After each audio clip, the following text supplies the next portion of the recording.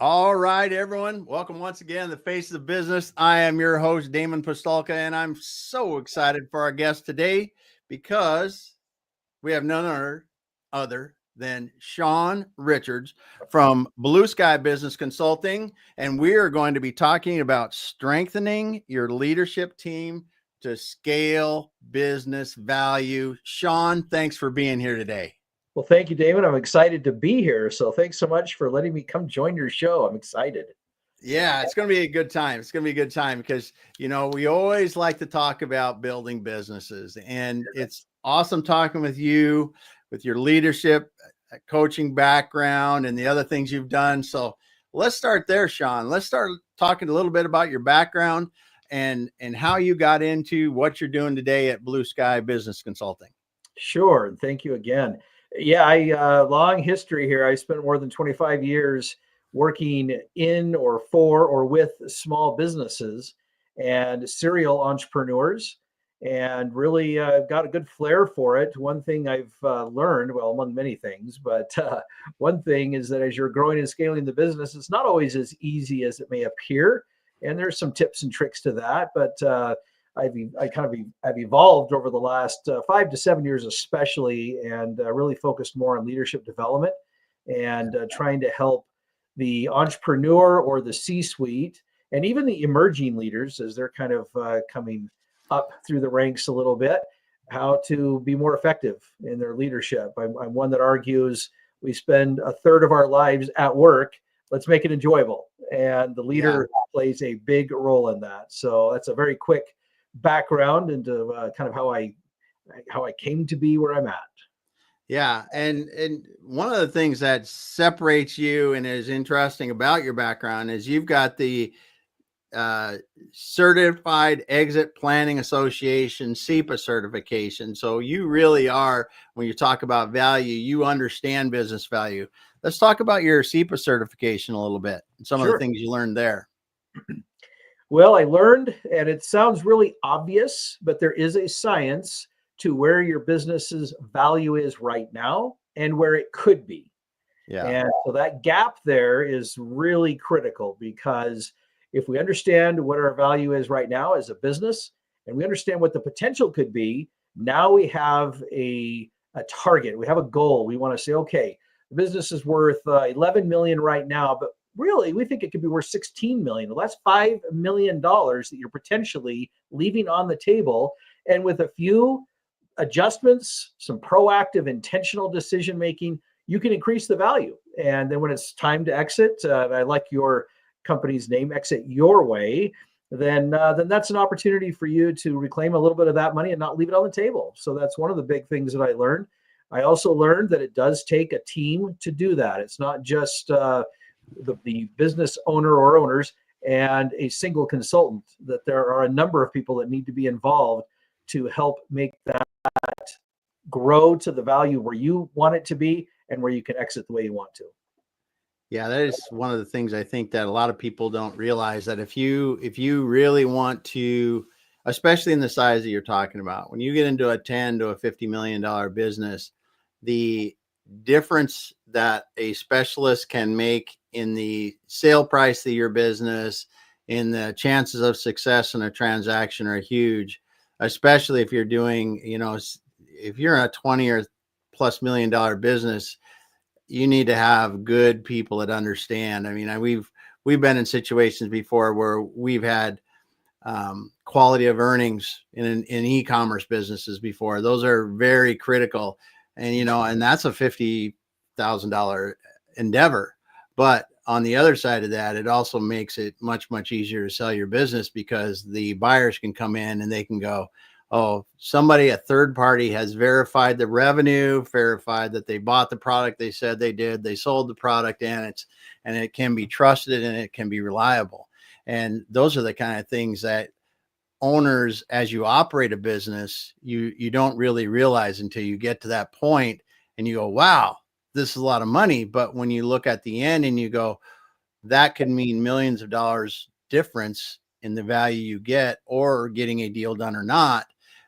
Those are really the kind of decisions at that point that they're making. Oh, absolutely. And there's an element of transferability, as you were talking there. There's kind of that idea that, you as the business owner, the current owner, you have a pretty good handle about how everything is working and how it all runs and all of those kinds of things, the relationships with your clients, whatever else it may be. But the prospective buyer needs to be able to see themselves sliding into that role fairly easily. There's always going to be an Yeah. adjustment, learning curve there, but it's really critical. And having an effective leadership team, I believe, is one of the most effective ways to help accomplish that. If you've got a good, strong leadership team, a prospective buyer is going to be very interested in something like that, a business that's already functioning well, without necessarily having the direct involvement of the outgoing owner or owners. So it's Yes. critical. Yes. And that you brought up a very interesting point here, and we're going to talk about your leadership team and scaling business here shortly. I want to make sure that people know we're moving on to that. But when someone is buying a business, I thought someone brought this up to me, might have been Mike Finger brought it up on a post or something like that on LinkedIn, or I read it somewhere. They're talking about sellers of a business that have had probably a decade or more getting comfortable with that business and how much money it makes and the cyclical nature of the business.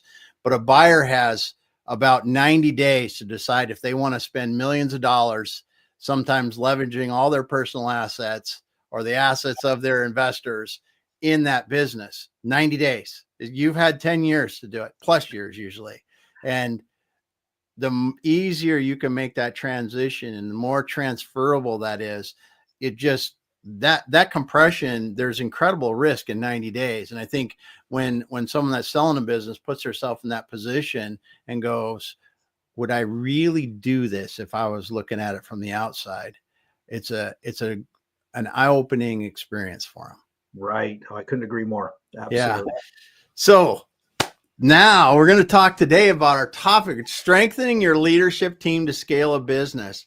So one, and back to the CEPA certification, Mhm. one of the things that can happen is I can have my business. I can be a pretty smart business operator. I can grow that thing pretty large. And I don't really need to grow my leadership team that much. When we talk about strengthening your leadership team to scale your business value, talk a little bit about the leadership team and how that affects the business value. Absolutely. It's a critical component to really understand about your business, because what happens is, and I'm going to kind of hit rewind just a little bit, Yeah. when you have a business owner, an entrepreneur that's starting their own business, and in most cases they're growing that business, there's no finite number to it, but I'm just going to choose $1 million. A lot of times they get to about $1 million in revenue. They've got a small team that's helping them, and they're doing pretty well. They're making some decent money. Maybe they're coming out with, I don't know, 150, 200,000 paid to themselves as the owner, and they're enjoying a good work-life balance. Things are going pretty well, and they're thinking to themselves, let's continue to grow or scale it. And the way that I define the difference between growth and scale, growth is what you can do pretty much on your own, as either you're as an owner or as a partnership, whatever the organization is organized as. But you have a team, and that's so much that you guys can do as your own leadership and as your own team. There's a capacity limit there. When you want to get past that, that is when you're going to move to a scaling type of model with your business. But the problem is, a lot of folks don't always think about what it's going to take to do that. And I've identified 4 areas very quickly that a Very business cool. owner or owners really need to think about when making that leap from growth to scale. So very quickly, number 1 is the financial impact. What do they need to do? What are their financial resources? What is it going to take to actually start to scale the business? The second one is operational efficiencies. Are you organized? Do you have everything efficient enough that it can scale? And are you ready to do that? The third one is the people and the culture and the leadership within the business. And I'll come back to that one in just a second. I'm sure we'll talk more about that. The fourth one is kind of an interesting one. It's one that I've added just in the last few years because it's such an important topic. And that's the owner or owner's emotional well-being when making those decisions. Because what often happens is they start to scale the business, and all of a sudden it takes over their lives. No more do they have good work-life balance. They're not putting in 50, 60, 70 hours a week, which is not what they wanted. their home life suffers, their stress levels go way up. And that's not what any business leader or owner wants to accomplish. And so those are the 4 areas that I'll typically talk with people, even just kind of over lunch or something. I'll talk to somebody and say, have you thought about these 4 areas? You talk about wanting to scale it, but let's think about it, because you may find that you want to just kind of stay where you're at, just make it more efficient, make it more profitable, grow it a little bit. That's not a bad option. Mm-hmm. And, as you know, you can certainly increase the value of the company and then go to sell. If you're going to scale it, look at those things. One of the areas that I tend to get a little bit more excited about and more passionate about is the leadership and the culture of the employees, the company. And it tends to get overlooked a little bit. And when we talked earlier about, the owners kind of, again, they're so involved that they sometimes don't realize that in order to prepare to sell the business, they kind of have to pull themselves out of the business. And so that means hiring really, really effective leaders in the C-suite, in your senior leadership group and the team there, as well as creating what I like to call a leadership development plan, where you're looking at leadership development throughout the company, not just your C-suite folks, not just the senior leadership, but everybody. When you're getting ready, whether that's 3 or 5 years down the road, or whether it's 6 months down the road, when you're thinking about exiting, at some point you gotta face the reality. What's going to happen to your position? Yeah. And you've got a couple of options, really, and there's really only 2, and that is hire from without or promote from within. Those are your 2 options. I can't think of anything else. I don't know if anybody else out there has thought of another way to do it. And so and there's pros and cons both ways. And there are some leaders that feel like, I'll rephrase it, there are some business owners who feel like there's not enough solid leadership in their company currently, that they might need to go outside. That may be. If you have a really solid leadership development plan in place, oftentimes years ahead, you'll start to identify, and there's some tips and some strategies to that, to help you identify what kind of leaders need to be in your shoes after you exit, and how is that going to impact not just the other members of the C-suite, but the entire company. So there's some different ways to kind of look at it, and depending on time and your interest there, we can certainly go into that if you'd like, but I'll toss it back to you for just a second, Damon.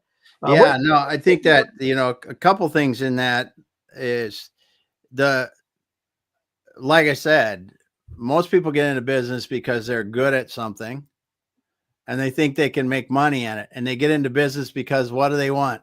They want more money and more freedom. And you hit on the very thing that happens as they begin to scale their business. If they're not building their leadership team right, they often make less money and they are just tied to their business. And that's one of the things that an effective leadership strategy, knowing who's going to be hired next, what their role is going to be, is so critical in these things.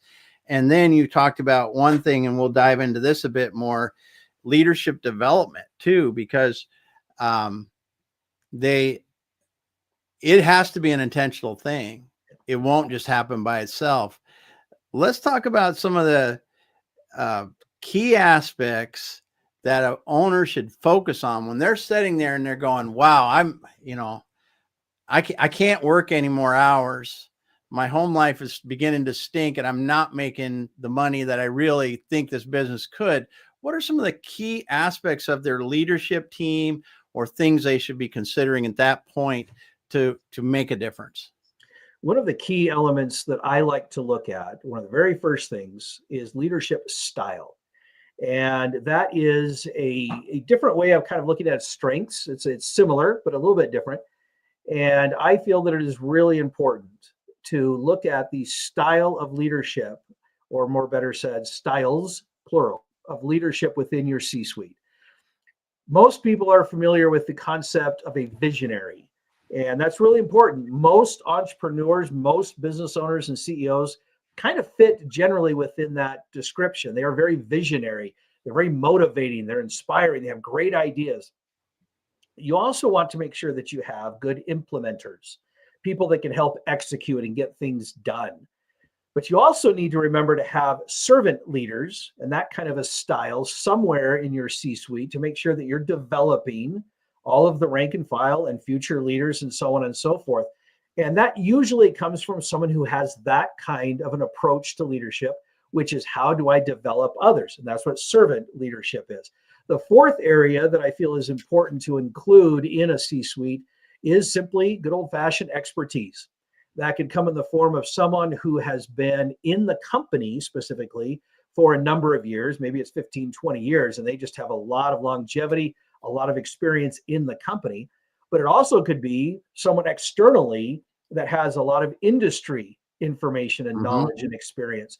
And so having that blend and making sure that you've got some really good coverage there, you know this, of course, Damon, but no one person ever fits squarely into one of those categories. They've got a blend and a mixture of that. But by understanding and having some self-awareness of yourself and others, you're going to not only work better and more effectively together while you're working together, but as you're considering that exit and you kind of stepping out, you're going to see where those little gaps are. And that's going to also help you know, okay, so when we're looking to hire or promote and fill this position that the owner is going to be exiting and kind of leaving vacant, that helps them to know a little bit better and get a head start on what kind of leadership style needs to be in that position. It's worth noting, again, because we all have a blend of that the former implementer, let's call them the COO, that's a lot of times what a COO is really good at is execution and getting things done and implementing ideas. They could slide over into a CEO type position that's more visionary. But when you do that, of course, you're leaving a hole where the COO was. And so again, you've got to kind of know what kind of style. So understanding that, and a lot of C-suite folks, they get to know each other really, really well. It's the folks maybe in mid-level management, or maybe it's that emerging leadership that's just they're only a couple of years in. That's where that leadership development plan really comes into play, and it's really important because it helps them to understand all of the leaders throughout their company. And they can eyeball a little bit and say, Jennifer has a lot of potential. And we see her as somebody that could really step into this role with the right training and the right development over the next 2 or 3 years. She might be the one that fits into that role better than another member of the C-suite. So different ways to look at it, but leadership style is really important. I am a big proponent of strengths-based leadership, which ties very closely to style, but it's really how do you lead and what kind of leadership do you like to lead in? What kind of energy do you have? What kind of impact do you want to have? All of those all play in. So a lot of self-awareness is really important, not just for yourself as the business owner, but for the other members of the leadership, senior leadership team, the C-suite, as well as the rank and file, understanding that. And that will help you to build that program, that leadership development plan on how you want to do that. What kind of training do they need? Sometimes we take a one-size-fits-all approach to any kind of development or skills training, but even to leadership. We just think, oh, everybody fits into this. And that may work. You're certainly going to learn some things, and that will help. It's better than doing nothing. You can do a lot better job if you are focused on what kind of leadership and what direction to go. So those are some quick ideas and what you can do to really kind of become more self-aware in your business and in your leadership. Yeah, that's good stuff. So as you're looking at this, you mentioned earlier the visionary leader that usually is the founders of the business. Do you often see that when they step back and take a look at their leadership team, that you mentioned the 4 roles that are pretty essential in having? Do you often find that they're missing one or more of the roles on their team? It's not uncommon, that's for sure, because what often happens, and I shouldn't laugh as much because I don't want to hurt anyone's feelings, but what often happens is as they're starting to, as the business owner, when you go back to kind of that moving from growth to scale, that step there, and you kind of imagine that in your mind, instinctively, for whatever reason, they'll hire like-minded people. And so they hire the person that thinks like they do. And so it does happen where you'll have that visionary entrepreneur hire another visionary to come in and assign them the role of COO. which is not always a good fit. And so Yeah. what happens is now you got two visionaries and they're very excited about the future, but nothing's getting done. And so that's why understanding yourself and what you're really good at is so important, and blending that out as best you can. Sometimes, financially, it may not make sense to go hire a six-figure salary type individual just to fill that gap if you've got some coverage from another member of the C-suite. And that's what I love to come in and do with C-suites, is help them identify all of that. They may not have a gap, or at least it's fillable with what they currently have, because that's another mistake that sometimes they make is, oh, we have to go higher. We have to go higher. May not, if you just adjust things and have a little bit different focus on how you do things. Yeah, that's a really good point. I want to first of all say, Usman, thanks for being here today. He said, good evening, my friends and my family. Great to see you here today, Usman. Thank you. And I agree 100% in this, because one of the things that can happen is we get used to Damon does this in the business, Damon does this in the business, but my Damon skills may be highly transferable to another role, or part of what Damon could do could help to cover some of those roles. And that's one of the things I did want to cover a little bit. And then I do want to cover the leadership development plan, because I think that's something that you brought it up. I think we should spend some time on it. But before that is really to understand that roles are changing. What the company needs, what they need to be doing in those roles is changing as the business grows or scales. How often do you think that when you're going into these businesses that we get trapped in the fact that we're not changing what the roles look like enough to compensate and move with the growth of a business? Yeah, it's an excellent question, and it's a very important point, because that kind of stuff will sneak up on you. That's what will happen with it. So it's not like you suddenly have this realization that something's off. It's very slow moving. It's like you're here, almost like consider like a train. Sometimes they miss that little tiny change, and all of a sudden they're way off track, and it doesn't take much. And so I recommend at least an annual kind of evaluation of where things are at, just to do a little check-in. And a lot of businesses are good at doing this. They'll have an annual retreat where they'll reevaluate things and kind of make sure that they're still aligned properly, and that everybody is filling the roles that they currently need, and that they're approaching things looking for gaps. That's where a really good consultant can come in and help you maybe see things, those blind spots that you're not seeing. So yes, it's definitely something. And like I say, I recommend at least annually take a look at that and see what might be missing, and see if it makes sense for you to continue in your current roles as they're currently defined for what you want to accomplish going forward. Because again, there may be some new opportunities, and you might need to reevaluate. Oh, you know what? We're going to need a little bit more innovation coming in, a little more creative thinking. Who do we have in the organization that can help us with that? Maybe time for a promotion, or who knows what. So that's just a simple example, but always be looking for those little adjustments that you might either need to get back into alignment, or it's time to move that direction. Yeah. Yeah. I'm writing more notes here, because this is good stuff, because these things do change over time. And you make a great point. You should be having at least an annual review, and more often if you're scaling hard, because those roles do change, and you will find gaps. You will find it'll sneak up in problems. You'll see problems become, oh, this happened. Well, that happened 3 times now. And it's something that we missed. Either a process wasn't right, someone didn't realize this is kind of in the gaps of the process, or something like that, and just gets worse and worse. And that's a great point on that.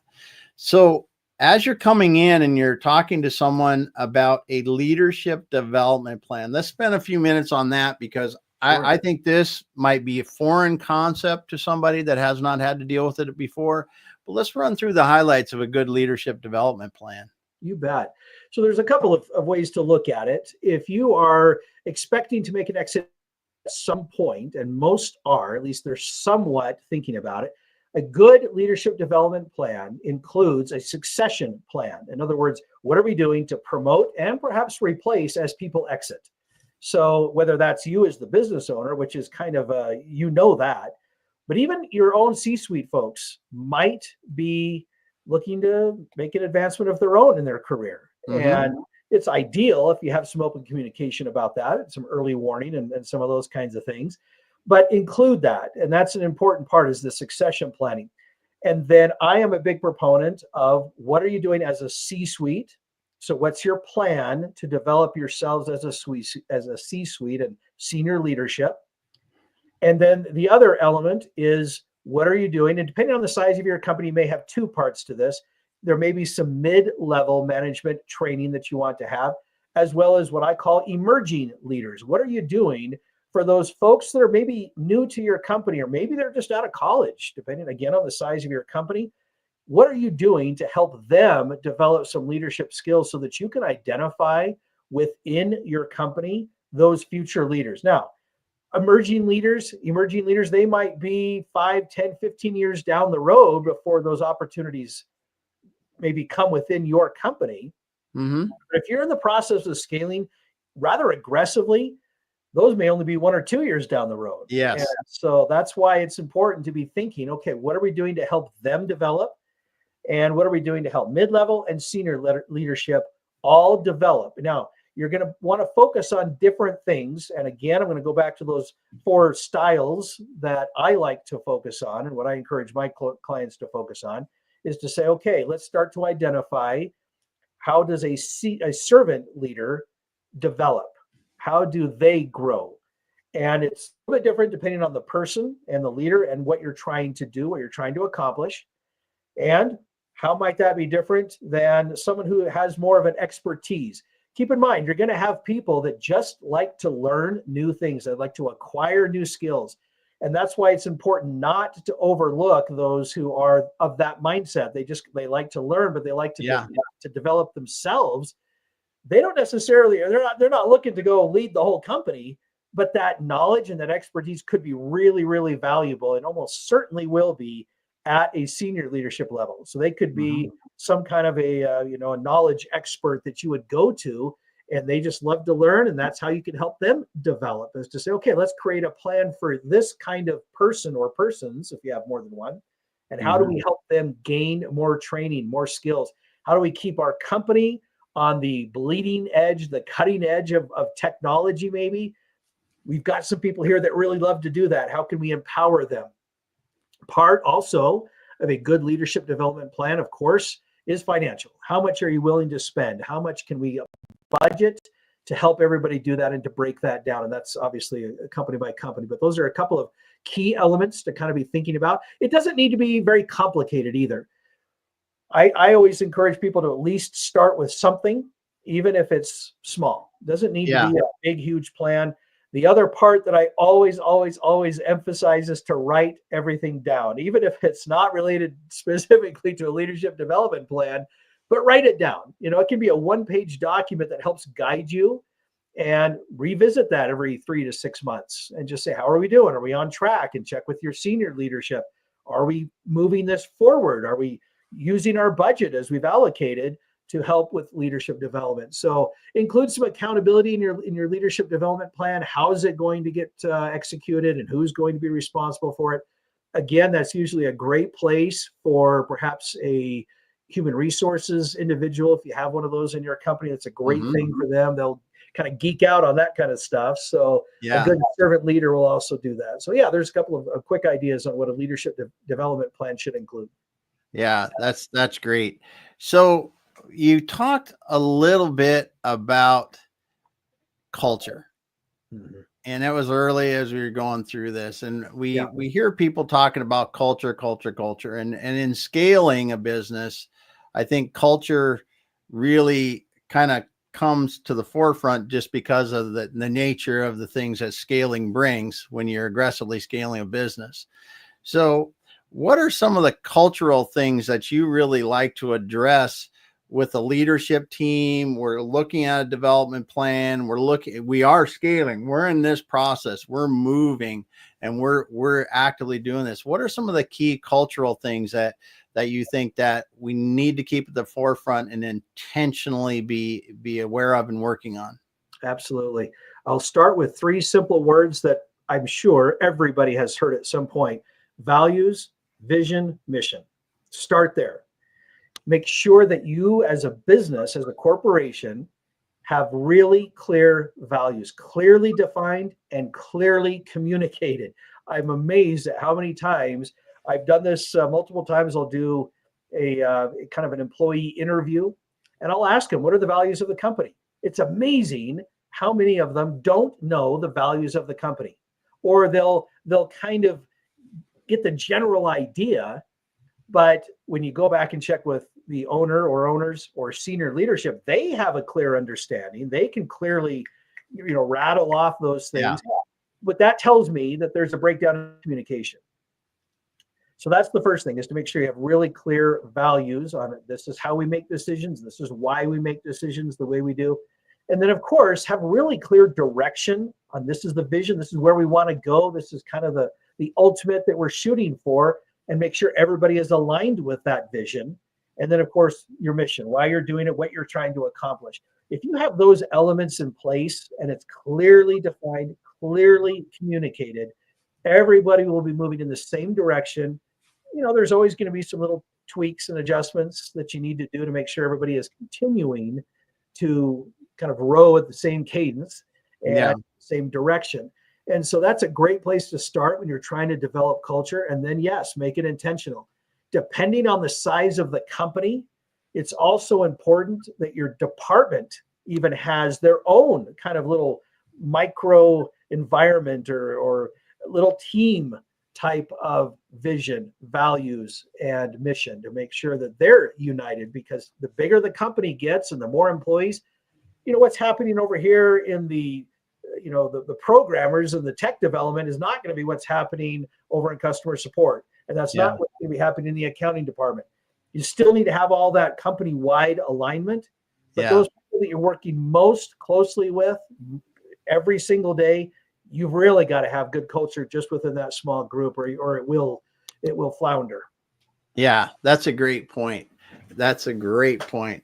So as you're thinking about this, we're scaling business value.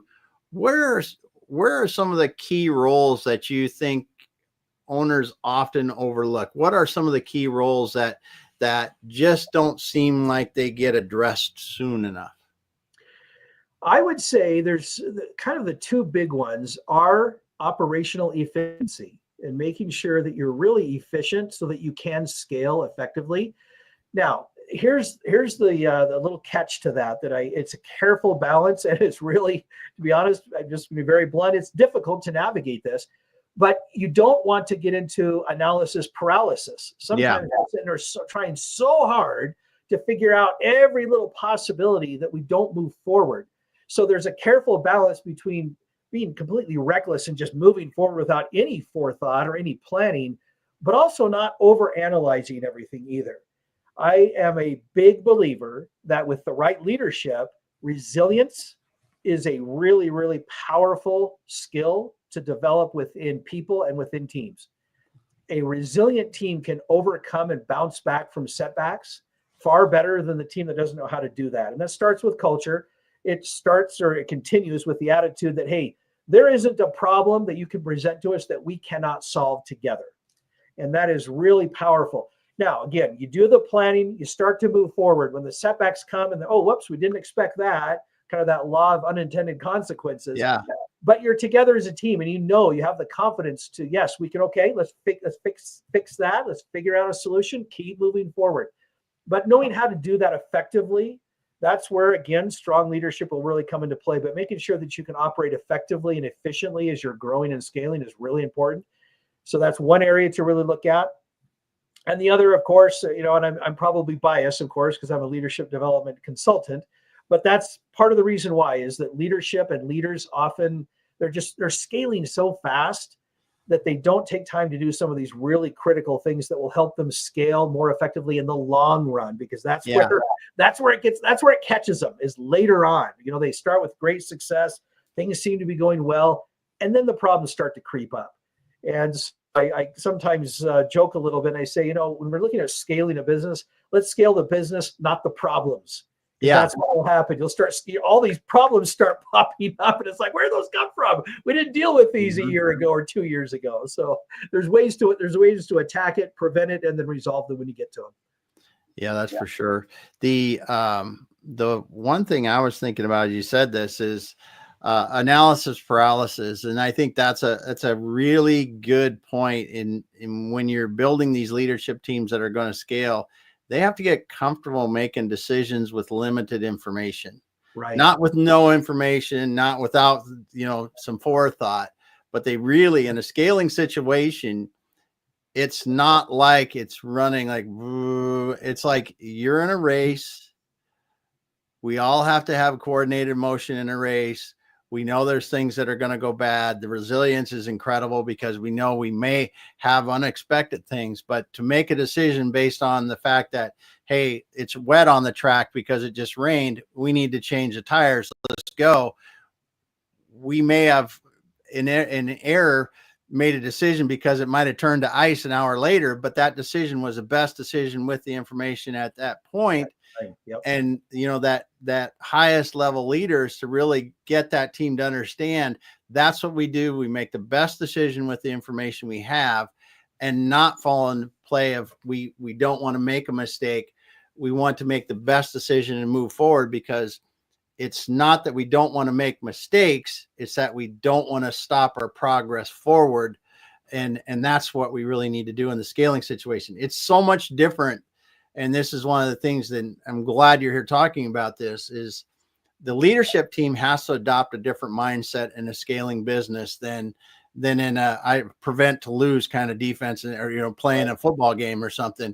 We're trying to score here. We're not trying to not let the other team beat us. We're trying to score, so we have to move forward. Talk about that a little bit, and making empowering that team to really feel comfortable doing that.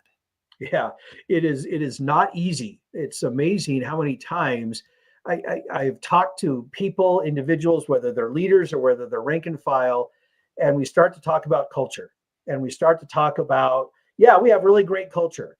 And I'll dig a little bit deeper, and I'll start asking, okay, what are some of the setbacks that you've experienced in the last 2 years?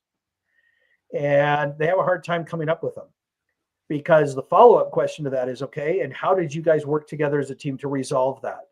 Because what I'm trying to draw out of them is, okay, you did that before, you dealt with a problem. How are you going to resolve a future problem? Same way. So let's find out what really worked well from that experience.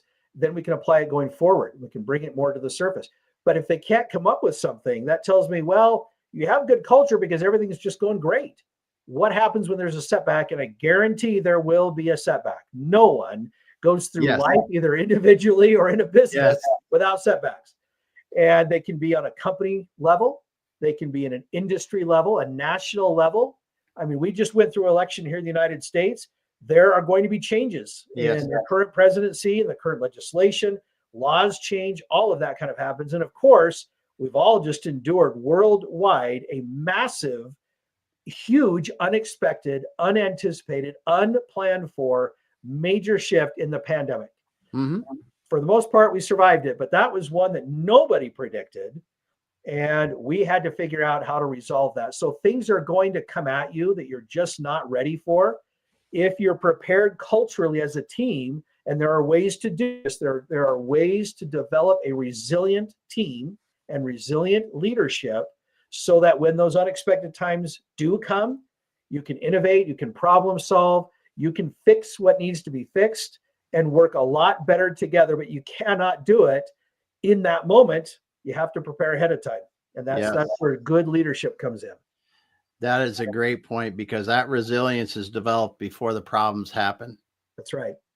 And the ability to solve those problems, because it's tested when the challenges come. It's not developed when the challenges come. That's a great point. So as we're getting near the end of our time today, talking about strengthening your leadership team to scale business value, if you had one thing that you wanted to tell a leader that said that is in this position, that they really are looking at their leadership team today, what's a couple pieces of advice that you would say, here's where you might want to start? First of all, don't make assumptions. That's the first thing. It's natural because we sometimes think when we've worked with somebody or a group of people for a while that we know them, and you do. That's good, but don't make assumptions. Don't assume that so-and-so would be a great fit for the new role, because they may not be. They may not even be interested in the new role. Mm-hmm. It's not uncommon to have individuals say, I don't need to step over into a CEO role. I like what I'm doing. And if they can have some future reward as far as compensation or flexibility in schedule or whatever it is, don't kind of let that sleeping dog lie. Let's not poke the bear here and cause problems. So don't make assumptions. Communicate clearly. That's another one that I have always believed in for any situation, is to communicate. I don't believe that you can ever over communicate. So when you're looking at your leadership team, have a communication, especially if you're looking to exit the company. And to some degree, the timing we kind of have to look at and talk about a little bit. Again, that's where a good coach or consultant can help you, is to talk through when to talk about succession planning, about, okay, everyone knows that, Shawn, he's the owner of the company and he's getting ready to sell the company. What's the leadership succession plan? That part you don't necessarily have to reveal too early, but you can start talking about it. Yeah. And start having some open communication. So those are a couple of things. All right. Well, Shawn, it's been awesome having you on today and talking about strengthening your leadership team to scale a business, talking about leadership teams. And I just want to say, if someone got in here late, you want to go back to the beginning. You want to listen to this thing from the beginning so you can hear some of the insights that Shawn dropped here about really understanding your leadership team, figuring out if you got the right people on, developing your leadership plan, talking about really openly and honestly building that team that has can deliver efficiency and with the resilience to solve those problems. Thanks for being here today, Shawn. Thank you, Damon. All right. Thank you. Yeah. Good stuff. So if someone wants to reach you, Shawn, what's the best way for them to get a hold of you? There's a couple of ways. My website, blueskybiz, consulting.com. You can also find me on LinkedIn, Shawn J. Richards. So make sure you include the J or you'll get a different Shawn Richards out there somewhere. But Shawn J. Richards, Shawn is spelled SHAWN, by the way. So Shawn J. Richards. So I'm very active on LinkedIn, and you're welcome to come check out my podcast. I have a leadership podcast. It's called the Team Engagement Podcast. Yep. And Damon was kind enough, for all of you probably are following Damon, you already know this, but he was on my podcast just a few weeks ago. So it's been fun to exchange podcasts, but that's another way that you can kind of keep track and stay in touch with me. I'd love to hear from you and offer any help that I can possibly give to you and your company. Awesome. Well, thanks for being here today. Once again, Shawn, I want to thank everybody from listening, and thank to Usman for dropping the comments today, and other people that were listening that didn't drop the comments. We appreciate that you're out there. I can see you're out there. I can see how many people we've had online today. Thank you all for being here. Appreciate you. We'll be back again with another awesome guest on the Faces of Business. Shawn, hang out with me for a minute offline and we'll finish up.